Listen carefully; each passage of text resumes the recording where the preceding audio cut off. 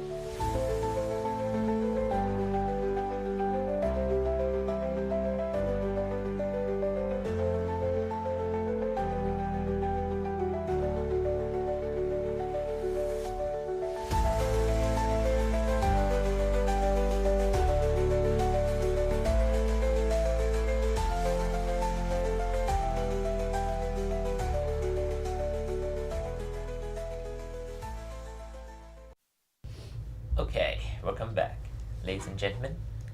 We exist in an age of glorious contradictions.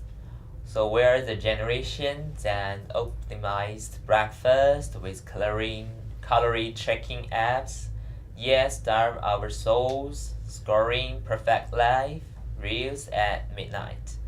So we're hostile to cold logjams and that predict the future, yet tremble at our own tomorrows. We will build a digital empire with thumbs, yet feel like a big beggar in the palace of our own pretender. So they call it the grand. But we did swipe become our sport? Or when did adult meaning trading our 20 seconds for a mortgage on joy? We mastered the art of performing ambitions, blessed to burn out while our dreams collect dust in Notes app. They don't have life figured out. They're not here to sell you answers. These are modern day optimists turning society's pressure into fuel, transforming excess into a destiny. 为什么说内卷是时代的必然？摆不烂，卷不赢，躺不平，是这个后疫情时代我们很多职场人的自嘲，也反映了在当前存量市场就业困境下一种坐立不安的心态。在人生这个战场上，职场内卷、教育内卷、行业内卷等各类局部战役已成为各大自媒体共情的主阵地。放平心态就可以不参与内卷了吗？和雇佣者斗智斗勇就可以摆脱内卷了吗？这无孔不入的内卷何时是个尽头呢？我们就从时代发展的角度来讨论一下内卷的过去与未来。故事还要从70后这一代人开始说起。我国从1978年开始实行改革开放，吹响由计划经济转向市场经济的号角。12届三中全会通过了关于经济体制改革的决定，无数的60后、70后不安于体制内的稳定，开始纷纷辞职下海，填补了中国产业的空白。那时候，北京的中关村人杰地灵、卧虎藏龙，可谓是科技民营企业的发源地。2001年，我国加入 WTO， 一脚踏入全球化浪潮。从那时候起，市场走向开放，中国企业奋勇争先，参与到世界大分工的体系中，自此开始了名为世界工厂的传奇历程。这个时候，除了 GDP 一飞冲天之外，每年也带来了1000多万个就业机会。尽管我们处于国际分工中的产业链下游，却依靠义务教育长期培养的优秀国民素质以及低廉的劳动成本，成为了世界产品加工制造的顶流。就是在这样的大环境下，70后的职业生涯拉开了帷幕。他们靠着给世界提供物美价廉的商品，在世界舞台上粉墨登场。而随着加入世界大分工进程的加速，这种外需供应的模式问题愈发凸显。我们生产其他国家所需的大量商品，也同时依赖海外市场来满足我们自己的需求。但由于长期处于产业链下游，产品生产技术含量低，企业制造强，品牌弱，企业普遍缺乏有效开拓市场的能力。70后打工人用低廉的收入满足着全世界的需求，却无法以公道的价格购买自己生活所需。劳动分配的魔咒重压在所有的劳动者身上。就在这一筹莫展的时候，事情却有了一丝转机，另一场革命正在悄悄酝酿。在加入 WTO 的入世议定书中，我国向世贸组织申请了15年的保护期，用于调整国内的经济结构。2001年至2015年间，国内企业积蓄力量等待着逆袭的时机，终于一场改天换地的变革，在以电子商务为先锋的互联网领域打开了局面。自2007年至2011年，我国消费品零售年均增速接近20%，成为改革开放以来增长最快的时期。18大强调把握扩大内需这一战略基点，我们从外需转向内需，开始了在痛苦打工路上的转型之旅。这时候，互联网和电子商务仿佛天降奇兵，数字化、信息化帮助企业更快地寻找最优的销售渠道，分析和发掘国人需求，极大地加速了民营企业和内需市场的成长速度。后面的事情大家都耳熟能详了，阿里巴巴、腾讯、百度、网易等互联网企业异军突起，成就了一段内需市场的光辉岁月。大量年轻人背井离乡，来到陌生城市寻求从业机会，北漂、沪漂、深漂这些概念由此出现。由于国内各地区的经济政策发展条件不同，相关的就业机会向消费水平、发展潜力更优的一线城市聚集。根据中国流动人口发展报告，2011年至2016年这6年间，80后占到全国总流动人口的50%以上。为了时代红利也好，为了功成名就也罢，80后前往一线城市就业，就好似70后的南下发展一样，怀揣着懵懵懂懂的理想，历经着互联网发展的潮起潮落。由于国家经济转型的迫切要求，刺激着行业的高速发展，各种就业机会层出不穷，造就了众多的高薪岗位。随之而来的是996、007的工作重压，成为了一种常态。民营企业优胜劣汰，产业发展几经沉浮，而80后职场人就在这跌宕起伏的互联网浪潮之中四处漂泊。如果说加入 WTO 是我们与西方国家形成了产业上下游分工，那么互联网产业的发展，则是在我们自己的市场深耕细作，最终与西方发达国家站在了同一个起跑线上。然而，变革的旋律并没有停滞不前。2015年5月，国家正式颁布《中国制造2025》，全面推进实施制造强国战略，令中国制造业从大国向强国转变，发展新一代信息技术、机器人、航空航天、海洋工程装备以及先进轨道交通装备等产业，乘着制造业的新契机，90后华丽登场。2023年，国务院印发《数字中国建设整体布局规划》，数字中国2522开启布局，开启全面数字化之路，而这正是00后大学生毕业的第2年。如果说我国自改革开放40多年来，飞速的经济增长是不断改革创新的结果，那么这40年间，实际上都是实现改革创新的过渡阶段。70后、80后、90后、00后这4代人，尽管所处的环境、获得的机会、面临的问题各不相同，却都是新时代的铺路人。内卷的本质其实是在加速改革的大背景下，新产业快速从萌芽到饱和，新领域不断突破的结果。Okay, now let's invite our first guest who has turned academic survival into a blood sport. Please welcome Li Qinghua, a mass comm student who finding that it means to be productive. You're living so-called golden path. High GPA, creative work, everything on track, but who are you behind all the achievements? Golden path, it kind of felt like tightrope talk. Hello everyone, I'm Li Qinghua. I study mass communication and right now I'm in year 3, semester 1. So graduation is coming closer and the pressure is very real. People always think TV production is all about filming and editing, but for me, writing assignment, do the assignment is actually the hardest part. I always want to be the perfect, so I keep rewriting until I feel satisfied. This semester, I even have 2 courses with the final exams, which is not common for our major, mass communication. That means I had to plan every week super tightly. Sometimes I feel anxious, nervous, and trying to keep up. Okay, sounds terrible. So, what's your secret of staying on top of everything? Like, what kind of easy things have you done to keep up? I have tried to manage my time better than this semester. I used to delay my work and then stay up late, rushing everything at the last minute. That made me feel like I was either super free or extremely busy. No balance at all. So this time I try to spread everything out because I always want to do my best, my schedule just become even more packed.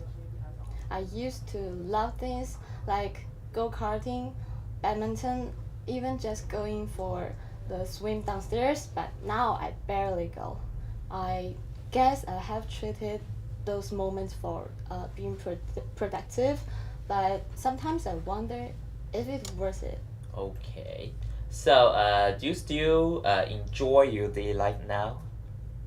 Not as much as before. Honestly, I feel like I'm always working on something. I rarely go out with friends anymore. I just not in the mood. Maybe because I know I'm about to graduate, and I need to get used to faster pace, more tasks, more challenges. It feels like I'm constantly pushing myself to grow up, to be ready. But yeah, I do miss the old me sometimes. Okay. So even in mass comm, there's still a lot of academic, hostile. Good to know there is an artistic soul behind in the camera.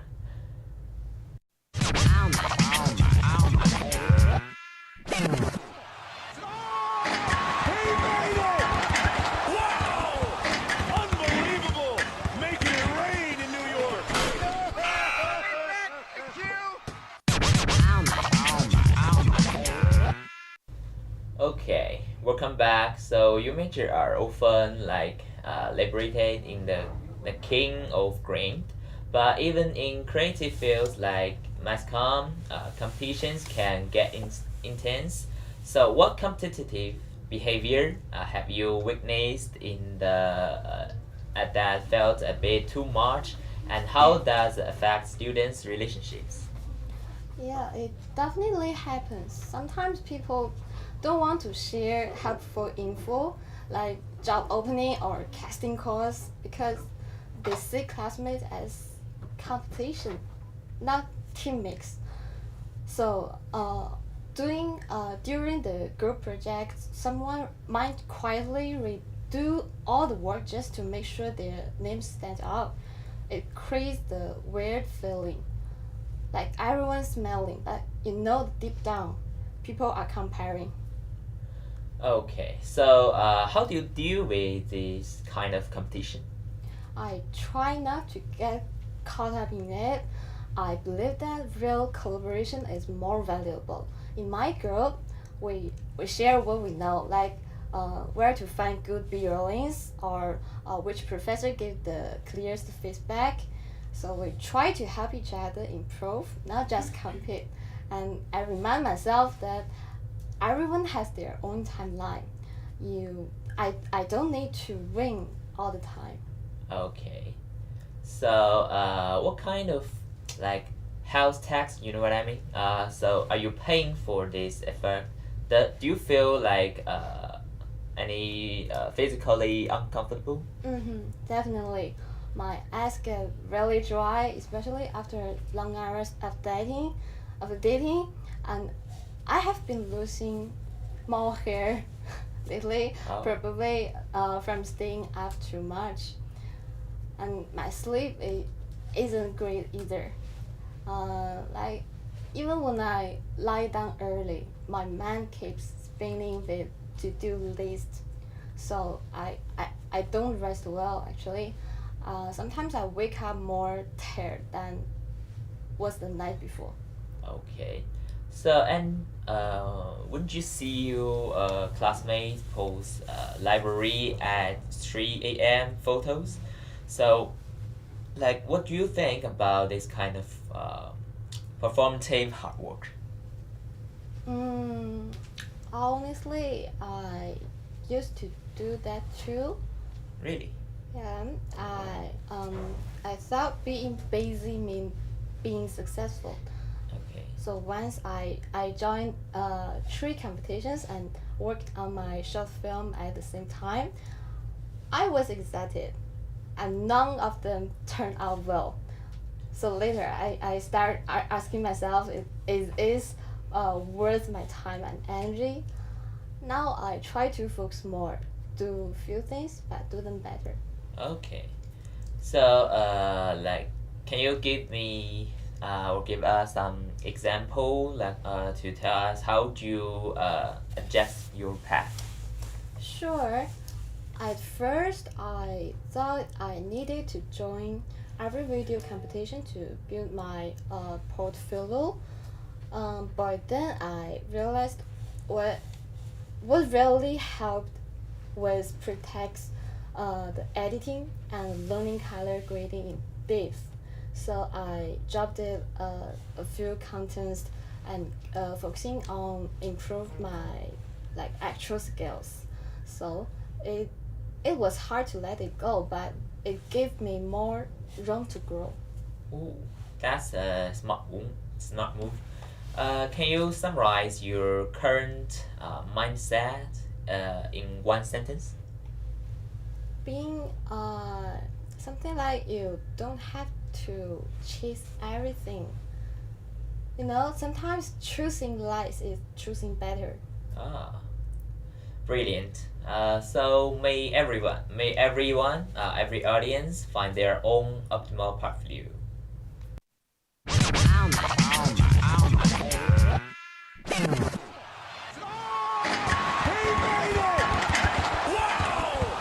Unbelievable! Making it rain in New York!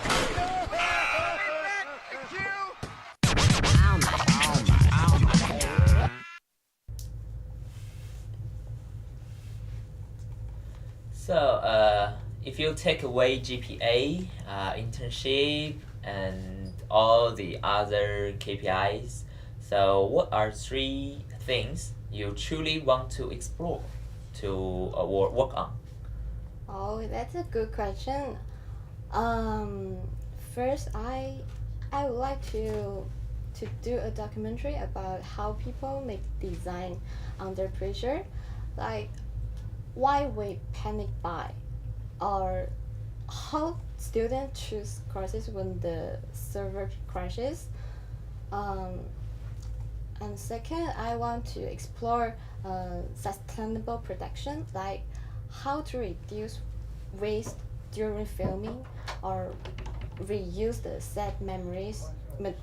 And the third one, I like to make storytelling with the technology, maybe using VR to tell personal stories in a more immersive way. And I think these ideas come from the same place. I want to understand people better, not just how they act, but why they act in that way. And I think media has the power to show those deeper layers of the human behavior. Okay, those are some really thoughtful ideas. So, what value do you think these non-mainstream projects might bring to your future career? I think they show how creative media can do more than entertain. It can also educate, question, or like connect. And this set projects push me to think outside the classroom. I'm not just following the syllabus. I'm building my own direction. In the media world, being curious and open-minded is just as important as having technology skills. So also, these ideas help me to connect my own values.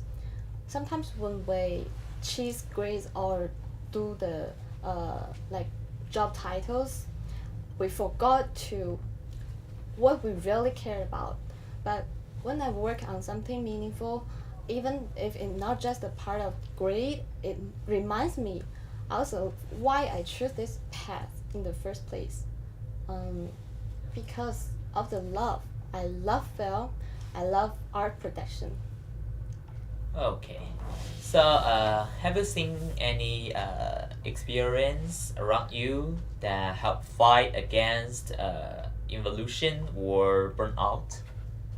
Yes, my group has actually started doing something simple but helpful. We plan our daily tasks together, like we agree how many hours we study, how to like one way to take breaks, and even when to hang out outside. So at first we thought it wouldn't work, but we were surprised. Studying together and relaxing together makes us focus more and less tired. So one night we even played the badminton after finishing our video script. The next day we had so much energy in class. And more importantly, this taught me that the rest is not a reward, it's part of the process. So sometimes we feel guilty for resting, like we are falling behind. But now I try to treat the rest as something necessary, just like editing or filming. It helps me to do the better work, not just the more work. Okay, so if you could to like go back 3 years and give advice to you younger yourself, so what would you say? I'd probably say relax and don't try to fix everything.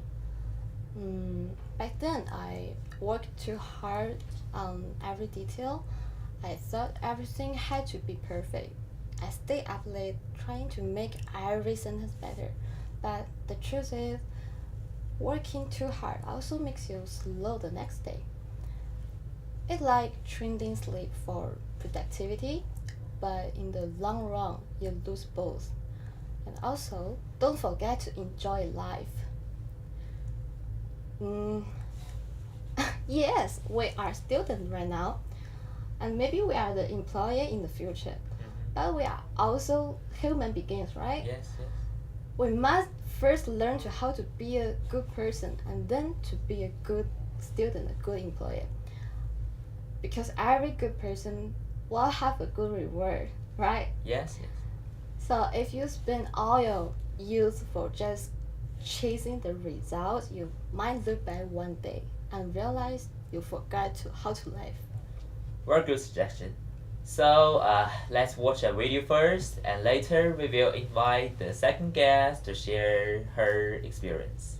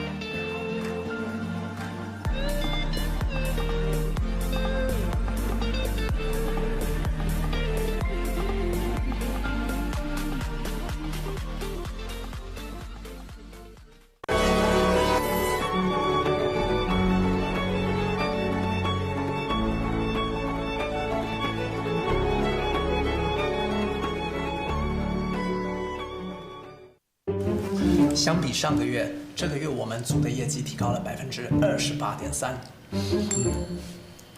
我们组不仅这个月的业绩有所提高，下个月的任务已经完成的差不多了，年底破纪录势在必得。不仅国内业务，海外我们也已经同步开展。您不是一直想拿下张总那块业务吗？我已经约好他周末一起喝咖啡。想到一块儿去了。张总那边的业务，很多大公司都在抢，幸好我抢先了一步，合作意向书已经签好了。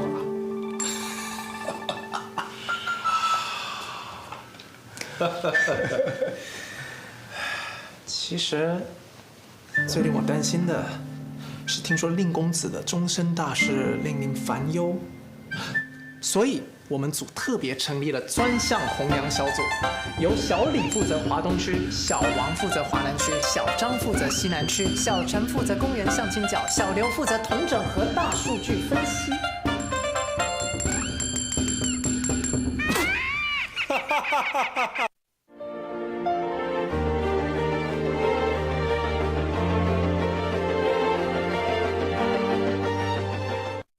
别以为现在的竞争已足够激烈，未来的10年，内卷的程度将逐年攀升，直至2038年才可能有所缓解。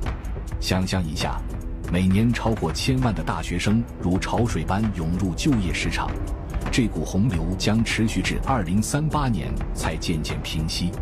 然而，在需求端，情况却截然不同。随着去工业化进程的推进，产业升级的加速以及 AI 智能技术的普及，能够提供的岗位却越来越少。对于大多数人而言，这场内卷的大逃杀似乎无处可逃，无处可躲。谈及内卷，我们不能不提及亚洲内卷的先驱——日本。在上世纪70、80年代，日本同样经历了激烈的竞争，直到90年代房产泡沫的破灭，让年轻人目睹了父母一生的辛劳最终化为泡影，于是他们选择了躺平。但中国的年轻人，他们真的有资格躺平吗？曾几何时，躺平的风潮在中国风靡一时，甚至一度在网络上遭到封杀。然而，许多曾经选择躺平的人，最终发现自己其实并没有躺平的资格。日本的年轻人之所以能躺平，很大程度上得益于其企业采用的员工序列制度。在这种制度下，员工的基本工资会随着年龄和工龄的增长而逐年提升。简而言之，就是论资排辈。这种制度为日本职场提供了极大的稳定性，企业不会轻易裁员，员工也不会轻易离职。这在一定程度上类似于中国的国企，但又不尽相同。然而，在中国，这样的基础并不存在。大多数年轻人的父母都是私企的普通员工，他们同样面临着中年或老年失业的风险。如果一个年轻人选择躺平，那么整个家庭都可能失去收入来源，生活将陷入困境。大学生就业难的问题，虽然尚未被提升到首要位置，甚至在一定程度上被掩盖，但这并不意味着问题不存在。上一代父母经历过上世纪90年代国企大下岗的悲壮往事，他们深知未雨绸缪的重要性。尽管如此，现在的大学生仍然有一定的缓冲空间，他们可以选择在家躺平2年，或者称之为慢就业。然而，随着家庭收入的逐渐减少，支出却并未减少，这些年轻人迟早要面对就业市场的残酷竞争。未来10年，中国将面临前所未有的超级内卷。这不仅是因为海量的大学生供应，更因为去工业化、产业升级以及 AI 智能技术的叠加效应。去工业化并不意味着放弃工业，而是将落后的劳动密集型产业转移到人力成本更低的国家。中国在过去20多年中取得了显著的工业进步，工人的收入也实现了几10倍的增长。然而，这也导致中国从人力成本洼地变成了人力成本平地。当全球有更好的人力成本洼地出现时，工业自然会向那里转移。这虽然促进了资本的流动和消费者的利益，但也导致了本国低端就业市场需求的锐减和大量失业人员的产生。同样，产业升级和 AI 智能技术的发展也是中国的骄傲。然而，这些进步也在淘汰大量的低端岗位工人，甚至对白领工人也产生了不小的冲击。在这样的背景下，中国的普通工人、为就业人群和失业人群要想找到工作，无疑将面临巨大的挑战。许多人在白天呼吁其他年轻人躺平，而晚上却偷偷地去内卷工作，这无疑是当前中国年轻人面临的困境。我认为，在未来10年内，大部分中国年轻人都很难逃离这次超级内卷的风暴，除非他们能够直面生活的艰辛和挑战，否则很难在这场竞争中脱颖而出。日本的低欲望社会在中国很难复制，毕竟即使欲望再低，也需要花钱来维持生活。而中国目前并没有完善的基础生存社会保障体系，未来中国可能会在一场剧烈的社会运动中被迫进行改革，从生产型社会转向消费型社会。只有到了那个时候，年轻人才有可能真正逃离内卷的风暴。这是一个世纪的超级大内卷。面对这样的现实，我们不禁要问：如何才能在这场风暴中立足？或许我们需要重新审视自己的价值观和人生观，找到适合自己的生活方式和发展道路。最后，我想强调的是，想要在中国这片土地上积累财富，就必须洞悉国内经济的脉搏，紧跟时代的步伐。不妨听听这位北大金融才子，从2016年起研究第3代 AI 智能投资，业绩实现无论牛熊都100%正收益，成为 A 股最早一批人工智能量化探索者团队核心成员。 Our second guest is Sylvia, an engineer with 5 years of full stack development experience. She has been involved in the smart city brain achieved architecture and has also experienced the internet movement. So Sylvia, I heard you have a special ID tag. Hello everyone, I'm Sylvia, the current company technical expert, writing Java to build digital cities during the day and training succulent plant growth models in Python at night. A cross-dimensional code farmer. Okay. So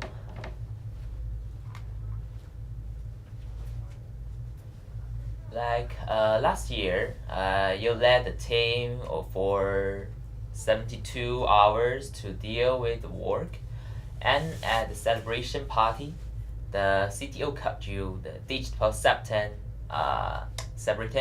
300 warriors. So what were your real mood at that time? It's like forcing a code full of warnings to be tagged online.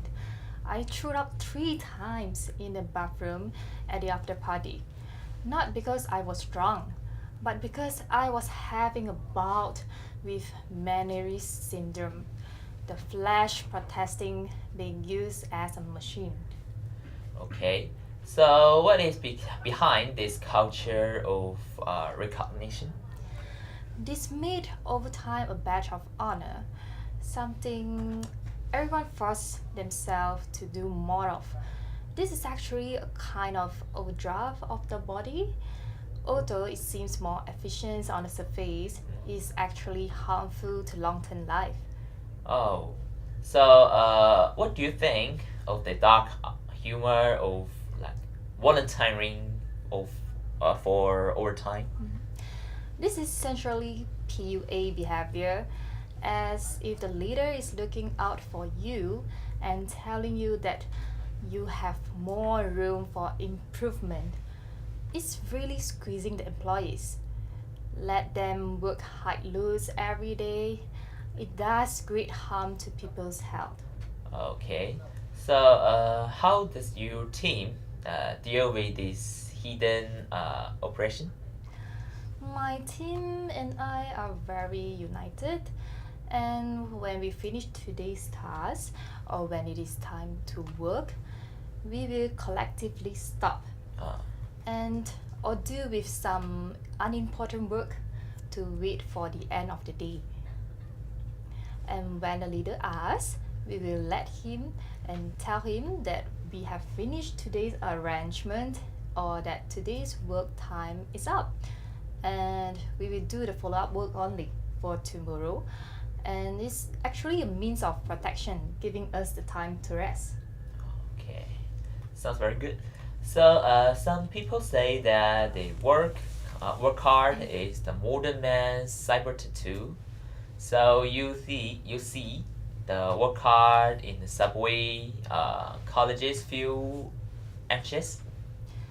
In fact, I feel that the badge is just a position, although sometimes I have thought that I can stand in the higher position.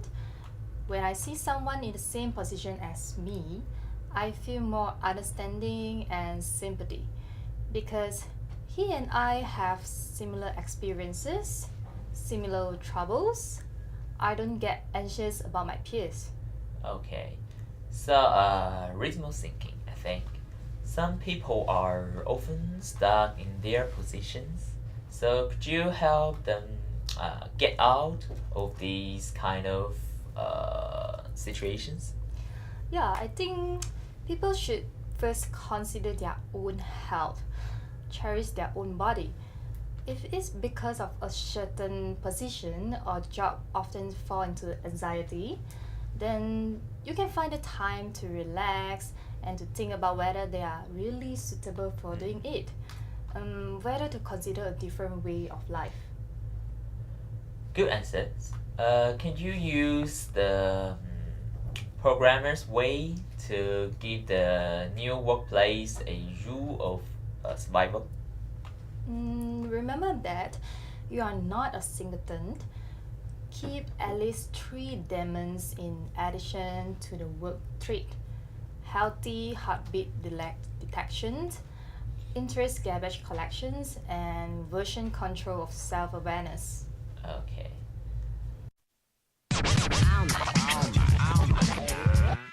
He made it! Wow! Unbelievable! Making it rain in New York.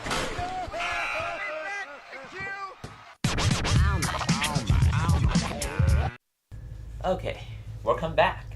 So I've heard you gone through a lot of transitions in your 5 years. So what was the one moment when you changed your mindset then need to work hard to succeed? One day last winter, when I was working late into the morning, I was rushed to the emergency room with severe chest pains. The doctor said I almost tore a blood vessel in my heart because I stayed up too long. 3 days in the ICU, listening to the machines beeping, and it dawned on me, no amount of money can buy you a life. Okay, sounds so terrible. So how has this illness affect your outlook of life? Now I force myself to go to bed before 11 and not touch work messages on weekends. I used to think rest was lazy, but now I realize that staying healthy is the most basic responsibility for my family. Oh, I heard you were like working overtime at office when your mom's passed away. So could you tell us about that experience? It was the last minute of the project, and I couldn't answer a dozen calls from my dad. By the time I got to the hospital at 3 a.m., my mom couldn't even speak. And the last thing she had and on her hand was my dad's phone, which was full of the calls I missed. Oh, so sorry to hear about that. So, like, experiences that, how do you like balance work and family after this? Now I go home for dinner before 7 every day, and all my family's birthdays are set as the highest priority alert on my phone. Last week, when my dad had minor surgery, I took annual leave to be with him all the way through and experienced the regret of knowing that some things can never be made up for. Did high intensity work ever affect your professional ability? So you suddenly find yourself less productive? At my worst, I couldn't write 10 lines of code while staring at my computer for 3 hours. Obviously, very anxious, but the more urgent, the more wrong. Once the important data was deleted by mistake, almost caused a disaster. Oh, so how did you like get out of this? I started going to counseling and boxing regularly at the gym every week to vent stress. Now, it's more efficient to just stand up and walk down the hall a few times when you have a hard time. Just like a cell phone needs to recharge, your brain needs to rest. Okay. So, what if you had a message for young employees working overtime? Remember, you and your exit certificate won't say how many hours you work, but your hospital notes will remember how many nights you stayed up. Your family will always need your help more than your boss. He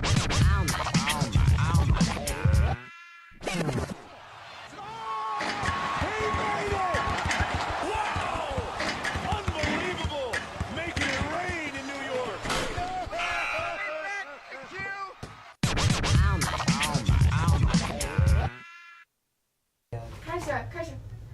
开始喽。 Okay, welcome back. So after experiencing the test of life and death and life reflection, so what new life answer has Sylvia found now? So let's continue the conversation. During the period of hospitalization, so there was no expert discover was chasing.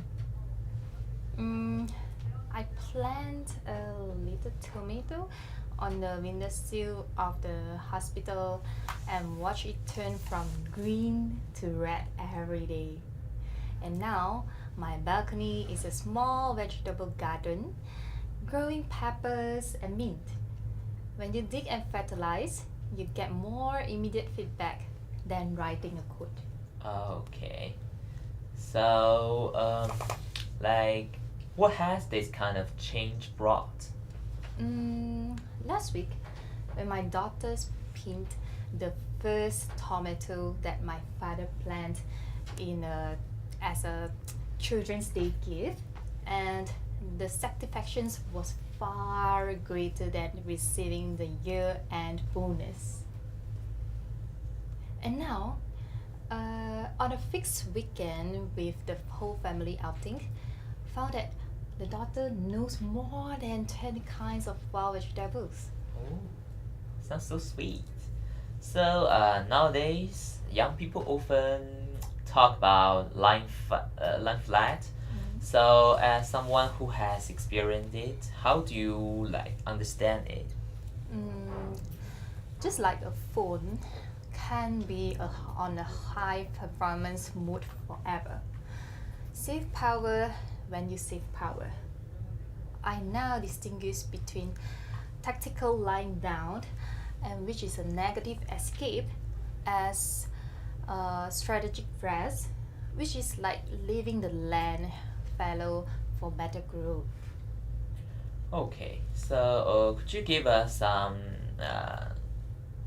typically or especially example? Talk about it. Yeah, sure. For example, after working overtime for 2 weeks in a row, I will take the initiative to apply for a 3 days leave.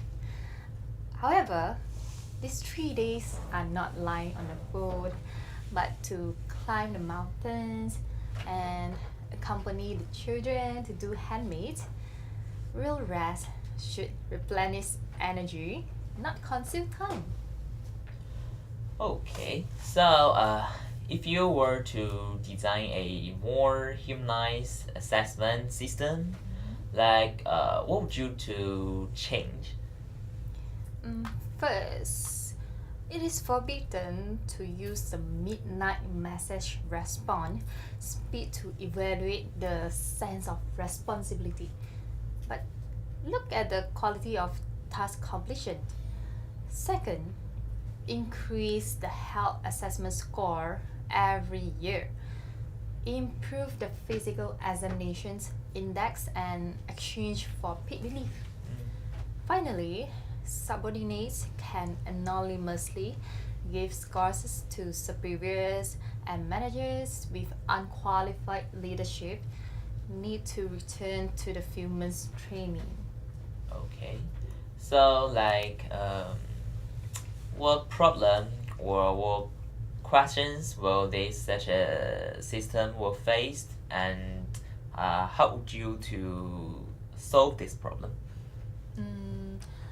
At the very least, it will cut down on the performance over time. The many people who stay late into the night just waiting for their leaders to get off the work. Just as student learning shouldn't be measured by how long a classroom lights out. A job shouldn't be judged by how long it takes to stick your butt to a chair. Oh. Okay. Finally, please use these vegetables you grow as an example to give to the new career. Yeah, don't be a quick out of sessions vegetables in the greenhouse, and be a seasonal dishes that follows the natural solar terms.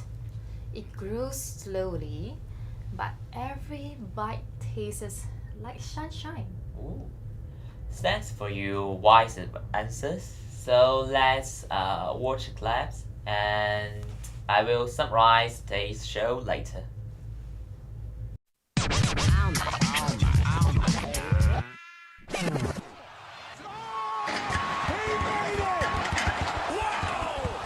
Unbelievable! Making it rain in New York.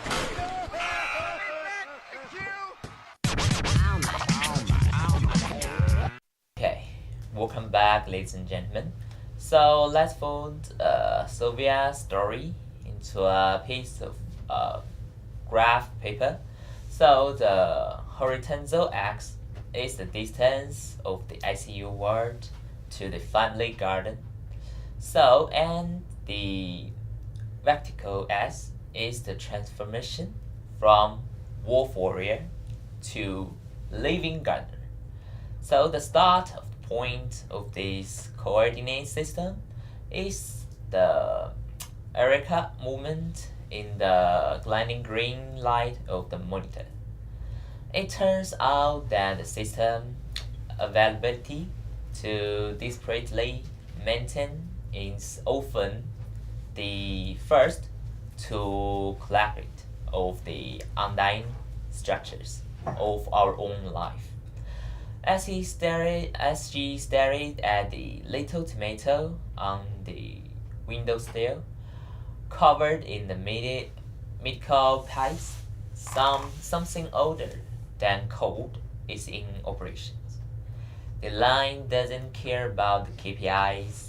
The seed don't practice in performance rankings, but each fruit proves the simplest truth. Our growth was waiting for needs to follow natural rhythms. This awakens spans 3 life pages. So first, fight the overtime clock with the biological clock. Turn hospital beside cards into home access cards. Second, overlay the project calendars with garden calendars. Let planning and harvesting re-establish time perceptions. So the final one, research work time zone with family time zone. Turn on do not disturb mode when your family need it. And then the second guest garden philosophy give a more gentle answers to popular debate among young people about lying flat. Follow is not giving up farming, but rejecting productive development.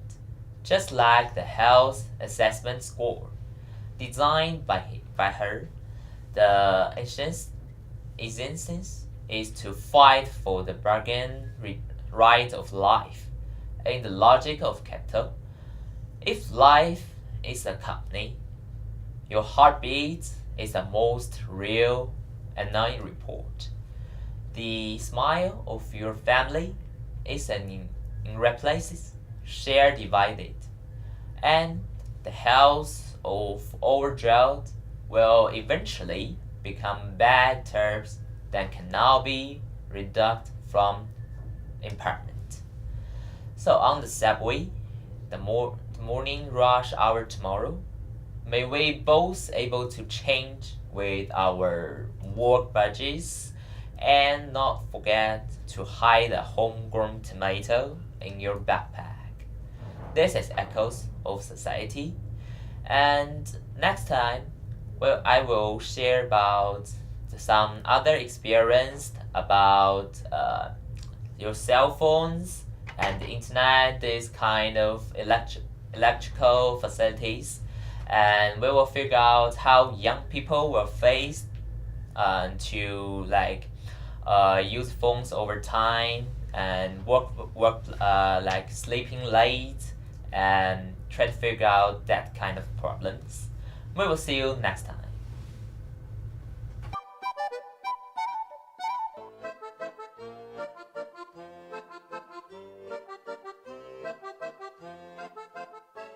Stop and hit the ball like